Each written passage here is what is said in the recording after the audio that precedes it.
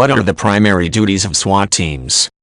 Special Weapons and Tactics, SWAT, teams are generally called in for law enforcement situations where military-type training is needed. This would usually include situations where police know in advance that there is a great likelihood of heavy gun violence erupting.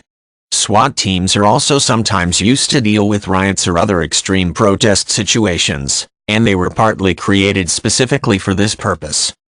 Regular police officers are trained to deal with dangerous situations. They generally have a good amount of training in how to use their firearms in self-defense, and they know how to restrain suspects when making an arrest.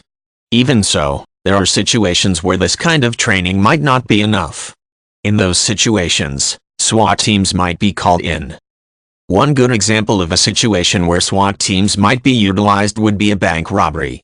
Most bank robberies happen while there are customers in the bank, and it's very common for a hostage situation to develop. A bank robber is often highly volatile, and the possibility of extreme gun violence developing is very real. There is also a big possibility that innocent people could be caught in the middle of a gunfight between the cops and robbers.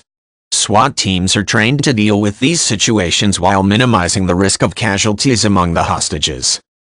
Law enforcement invented SWAT during the 1960s and 1970s, primarily to help deal with riots among these protesting for equal rights and against the Vietnam War.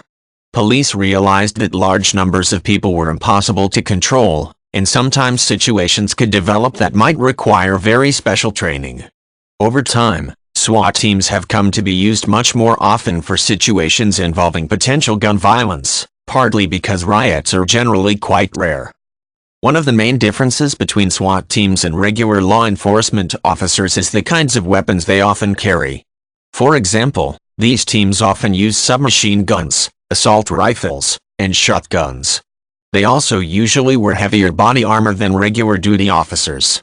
SWAT officers are trained with this equipment in much the same way an elite special forces soldier would be trained, usually with a special focus on dealing with gun battles in confined spaces, and sometimes with more emphasis on restraint than would be typical for the military. The people who join SWAT teams generally have a background as regular police officers. In fact, in many areas, SWAT officers function as regular patrolmen during most of their working hours, especially in smaller police districts where dangerous situations are rare. In those cases, they would only gear up for operations during emergencies.